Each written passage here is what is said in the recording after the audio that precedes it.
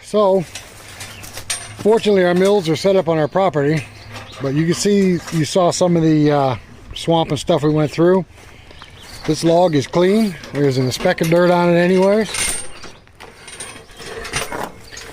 Not on the ends, not on the bottom, not on the top.